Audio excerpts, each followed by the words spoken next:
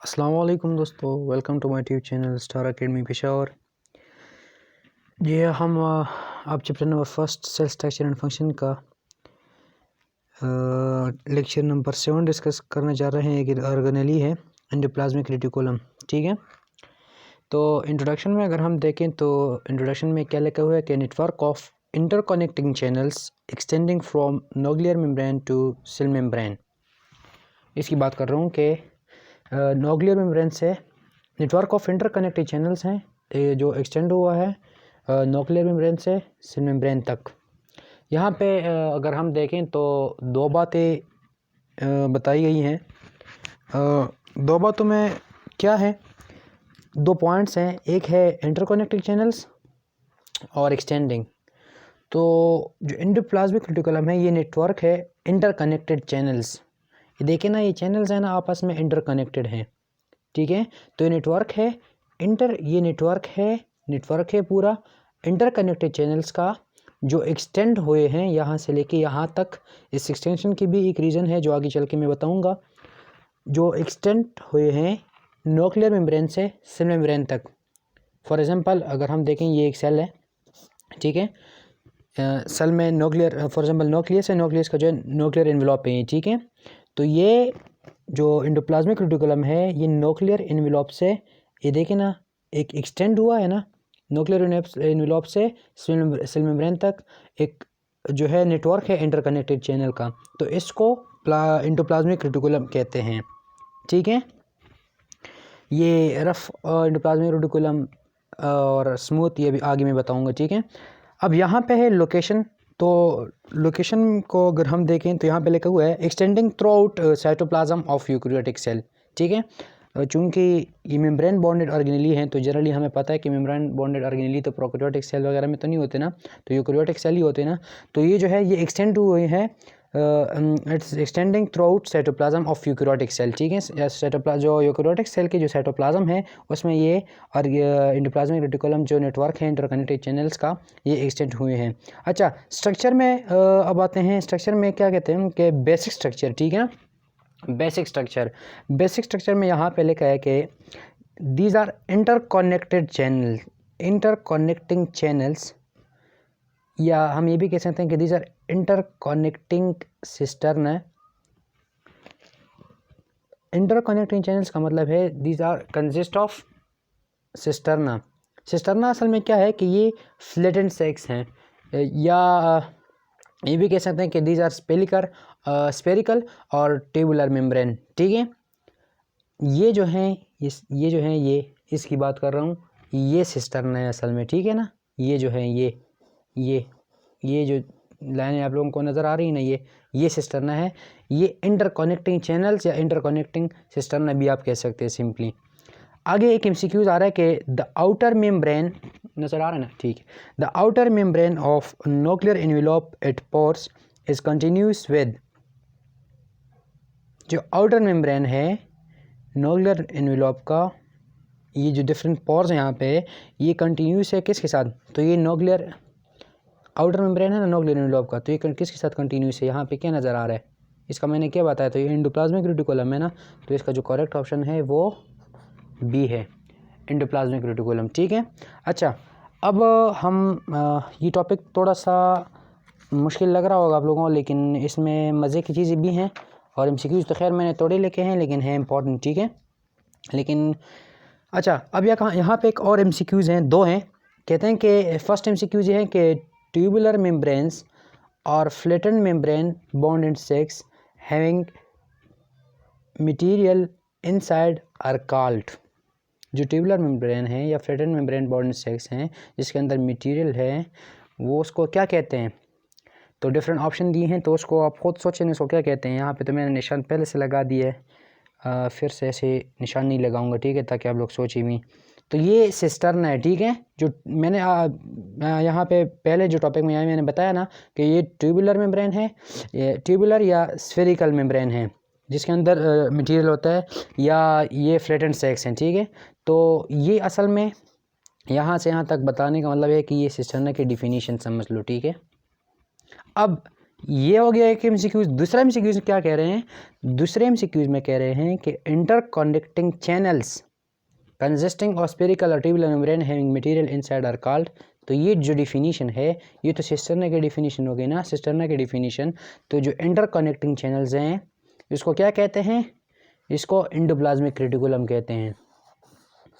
ये जो बाकी डिफिनीशन है ये तो सिस्टर्ना की है। Interconnecting channels consisting of spherical और ट्यूबुलर मेम्ब्रेन, मतलब जिसमें इंटरकनेक्टिंग चैनल्स होते हैं जिसके अंदर सिस्टर्ना होते हैं, तो उसको क्या कहते हैं, उसको एंडोप्लाज्मिक रेटिकुलम कहते हैं। इन दो एमसीक्यूज को समझ लें। अच्छा, दूसरे पॉइंट पे अगर हम आ जाएं तो उसमें एक मॉर्फोलॉजिकल फॉर्म को हम डिस्कस करेंगे। क्या मतलब मॉर्फोलॉजिकल फॉर्म, एक है रफ एंडोप्लाज्मिक रेटिकुलम जिसको RER मैंने लिखा है शॉर्ट फॉर्म में, और दूसरा है स्मूथ एंडोप्लाज्मिक रेटिकुलम जिसको SER लिखा है। तो भाई इसको रफ एंडोप्लाज्मिक रेटिकुलम क्यों कहते हैं, इसको स्मूथ एंडोप्लाज्मिक रेटिकुलम क्यों कहते हैं, क्या वजह है। तो जो मेन वजह है, अच्छा जो मेन वजह है वो ये है कि जो रफ एंडोप्लाज्मिक रेटिकुलम है इसके साथ राइबोसोम्स अटैच होते हैं, और जो स्मूथ एंडोप्लाज्मिक रेटिकुलम है इसके साथ राइबोसोम्स अटैच नहीं होते। जो रफ एंडोप्लाज्मिक रेटिकुलम है ये देखो ग्रेनुलर, ये दानेदार जैसे ये जो शेप यहाँ पे आपको नज़र आ रहे हैं ना, ये थोड़े से बड़े बड़े करके अगर मैं यहाँ पे लिखूँ तो ये जो है रफ RER है, इसके साथ राइबोसोम्स अटैच हैं। और स्मूथ एंडोप्लाज्मिक रेटिकुलम यहाँ पे कोई राइबोसोम नज़र नहीं आते होंगे आप लोगों को, ठीक है। तो इस तरह यहाँ पे अगर राइबोसोम्स देखें तो ये RER रफ एंडोप्लाज्मिक रेटिकुलम बनता है, और ये स्मूथ एंडोप्लाज्मिक रेटिकुलम। तो कहने का मतलब यह है कि रफ एंडोप्लाज्मिक रेटिकुलम होता है कि जिसके साथ राइबोसोम्स अटैच होते हैं, और स्मूथ एंडोप्लाज्मिक रेटिकुलम वो जिसके साथ राइबोसोम्स अटैच नहीं होते, विदाउट राइबोसोम। अच्छा, अब हम एक और MCQ डिस्कस करने जा रहे हैं। कह रहे हैं कि which is not the function of smooth endoplasmic reticulum. इन दी गई ऑप्शन में कौन सा वाला ऑप्शन जो है स्मूथ एंडोप्लाज्मिक रेटिकुलम का फंक्शन में नहीं आता। तो फर्स्ट नंबर पे कहते हैं कि डिटॉक्सिफिकेशन ऑफ हार्मफुल ड्रग्स। तो ये सारे फंक्शंस हैं, ठीक है। ये फंक्शंस को आगे मैंने बहुत मज़े से डिटेल में एक्सप्लेन किए हुए, ठीक है। तो दूसरे नंबर पे हैं storage and release of calcium in skeleton and cardiac muscles, transmission of impulses in muscle and nerve cells, और आगे क्या है फैटी एसिड मेटाबॉलिज्म। तो भाई साहब कहने का मतलब ये है कि ये जो तीन हैं ये तो स्मूथ एंडोप्लाज्मिक रेटिकुलम के फंक्शन में आते हैं, लेकिन ये वाला ऑप्शन मैंने आप लोगों को कहीं पे पढ़ाया होगा, याद करें कि ये वाला ऑप्शन जो है इसमें क्या है कि ये जो फैटी एसिड मेटाबॉलिज्म है ये कौन करता है, ये माइटोकॉन्ड्रिया करता है। माइटोकॉन्ड्रिया के टॉपिक को एक्सप्लेन करने में मैंने ये MCQ लिखा होगा, ज़रूर हो ही नहीं सकता, ठीक है। आप लोग चेक कर सकते हैं जो चैप्टर लेक्चर नंबर 6 है। जो फैटी एसिड मेटाबॉलिज्म है ये माइटोकॉन्ड्रिया करते हैं, लेकिन जो लिपिड मेटाबॉलिज्म है या SER मैक्स लिपिड मेटाबॉलिज्म जो हैं वो कौन करता है, वो स्मूथ एंडोप्लाज्मिक रेटिकुलम करता है। यहाँ तक समझ आ गई। अब हम आते हैं किस चीज़ की तरफ, फंक्शंस की तरफ, ठीक है ना। तो ये फंक्शन जो है ना एंडोप्लाज्मिक, ये भी याद करें ये भी याद करें, लेकिन ये वाला जो है ना ये वाला जो है ना आपको डॉक्टर बनाएंगे, ठीक है ना। ये बहुत इंपॉर्टेंट है, बहुत ज़्यादा इंपॉर्टेंट है। अच्छा, अब स्टार्ट करते हैं फंक्शंस को। इस साइड पे मैंने दी है एंटिटी और यहाँ पे मैंने दी है functions. Endoplasmic reticulum, endoplasmic reticulum में ये दोनों चीज़ें आते हैं, ठीक है, रफ भी और स्मूथ भी। मतलब कि फॉर एग्जांपल ये एंडोप्लाज्मिक रेटिकुलम है तो ये रफ और ये विदाउट डॉट्स जो हैं ये या विदाउट राइबोसोम जो है ये स्मूथ। तो इसको पूरी को तो एंडोप्लाज्मिक रेटिकुलम कहते हैं ना, मतलब इन दोनों से एंडोप्लाज्मिक रेटिकुलम बनना है ना, इतनी तो समझ आती है ना यार। अच्छा, एंडोप्लाज्मिक रेटिकुलम जनरली इसका क्या काम है, किस चीज़ में इन्वॉल्व है, तो it is involve in mechanical support. ये सेल को मैकेनिकल सपोर्ट ये दोनों प्रोवाइड करते हैं, रफ एंडोप्लाज्मिक रेटिकुलम भी और स्मूथ एंडोप्लाज्मिक रेटिकुलम भी। MCQs में इस पर गौर करें, ठीक है। अगर आपको MCQ आ जाए कि mechanical support is provided by rough endoplasmic reticulum, smooth endoplasmic reticulum, rough and smooth both, तो आपने बोथ पे क्लिक करना है, ठीक है। दूसरा है कि ट्रांसपोर्ट ऑफ मटेरियल्स, जो ट्रांसपोर्ट ऑफ मटेरियल्स हैं वो भी रफ एंडोप्लाज्मिक रेटिकुलम भी करता है, प्रोवाइड करता है, और स्मूथ एंडोप्लाज्मिक रेटिकुलम भी प्रोवाइड करता है, ठीक है। तो ये एंडोप्लाज्मिक रेटिकुलम के फंक्शंस हैं जनरली। अब हम आते हैं स्पेसिफिकली रफ एंडोप्लाज्मिक रेटिकुलम, फिर इसके बाद smooth endoplasmic reticulum. Rough endoplasmic reticulum को अगर हम डिस्कस करना चाहें तो अच्छा, रफ एंडोप्लाज्मिक रेटिकुलम, यहाँ पे एक इम्पॉर्टेंट पॉइंट है, ठीक है, this point must be noted. इसको इंग्लिश तो ठीक है ना मेरी, इस पॉइंट को बिल्कुल जहन में बिठाएं, ठीक है ना। अच्छा, पॉइंट क्या है कि rough endoplasmic reticulum is involve in protein synthesis due to attach ribosomes. क्या मतलब, जो रफ एंडोप्लाज्मिक रेटिकुलम है ये प्रोटीन नहीं बनाता, it does not makes protein, it does not form protein, ठीक है, डज नॉट प्रोड्यूस प्रोटीन, ये प्रोटीन नहीं बनाता, लेकिन ये it is involve in protein synthesis.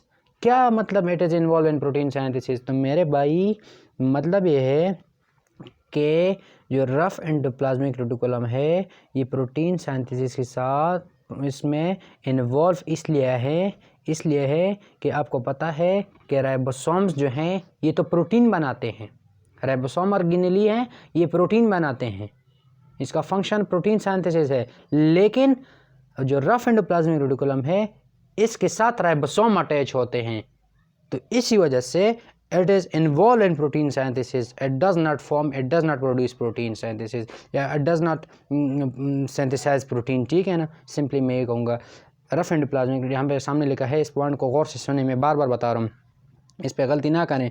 Rough endoplasmic reticulum is involved in protein synthesis, it does not do synthesis of protein, it is only involved in protein synthesis. Why it is involved in protein synthesis? Because the organelle which perform the function of synthesis of protein is attached with rough endoplasmic reticulum. बस मुझे दो ज़बानें आती हैं अभी तक, पंजाबी भी थोड़ी थोड़ी आती हैं, लेकिन अभी तक पश्तो में भी बता सकता हूँ। पश्तो में कहते हैं ना कि सुकुमा द रफ एंडोप्लाज्मिक रेटिकुलम द प्रोटीन न जोड़े हुई खुदा पदी प्रोटीन जोड़ा हुआ के इन्वॉल्व द वेल इन्वॉल्व द जका इन्वॉल्व द सुकुम राइबोसोम्स दी कना दागा अर्गिनली खुमुत पाती राइबोसोम्स प्रोटीन जोड़े हुई सुकुम द राइबोसोम्स दी दागा रफ एंडोप्लाज्मिक रेटिकुलम सरा अटैच थी नो रफ राइबोसोम प्रोटीन जोड़े हुई नो जका द रफ एंडोप्लाज्मिक रेटिकुलम जो है प्रोटीन सिंथेसिस में इन्वॉल्व हैं, ठीक है। अच्छा, तो ये तो जो नीचे लिखा हुआ है एक सिंपल सा जो है जुमला लिखा हुआ है कि cells which are actively involved in large amount of protein synthesis have prominent ER, तो जो सेल्स जो है ज़्यादा लार्ज अमाउंट ऑफ प्रोटीन बनाते हैं वो उस पे जो है ना रफ एंडोप्लाज्मिक रेटिकुलम ज़्यादा होगा, ठीक है। अच्छा, स्मूथ एंडोप्लाज्मिक रेटिकुलम ये है इम्पोर्टेंट, ठीक है, वो समझाने के लिहाज से इम्पोर्टेंट था, और ये एग्ज़ाम जो है ना एग्ज़ाम के लिहाज से, टेस्ट के लिहाज से इम्पोर्टेंट है, वो भी इम्पोर्टेंट है। ये ना हो कि वहाँ से MCQs आ जाएँ फिर आप लोग कहें कि सर ने क्या कहा था। अच्छा, यहाँ पे हम डिस्कस करने जा रहे हैं लिपिड मेटाबॉलिज्म। लिपिड मेटाबॉलिज्म जो स्मूथ एंडोप्लाज्मिक रेटिकुलम है SER, ये लिपिड मेटाबॉलिज्म में इन्वॉल्व हैं। लिपिड मेटाबॉलिज्म में तीन चीज़ें आती हैं, ABC आती हैं, ठीक है। ए में क्या आता है? Steroid synthesis.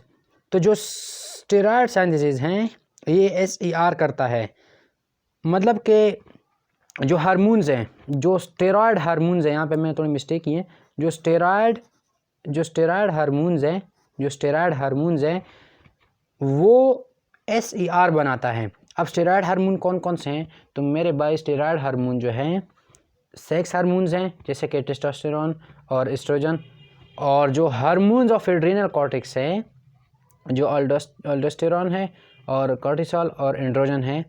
तो ये सारे जो हैं इनकी जो सिंथेसिस है ये स्मूथ एंडोप्लाज्मिक रेटिकुलम करता है, ठीक है। इनकी जो मेटाबॉलिज्म है स्मूथ एंडोप्लाज्मिक रेटिकुलम प्रोवाइड करता है।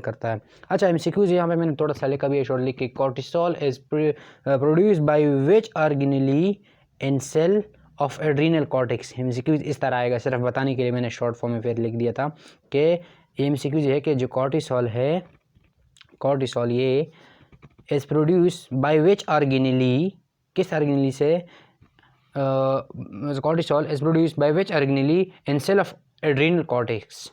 तो कॉर्टिसोल इज, आंसर इसका ये है कि cortisol is produced by smooth endoplasmic reticulum in cell of adrenal cortex, ठीक है।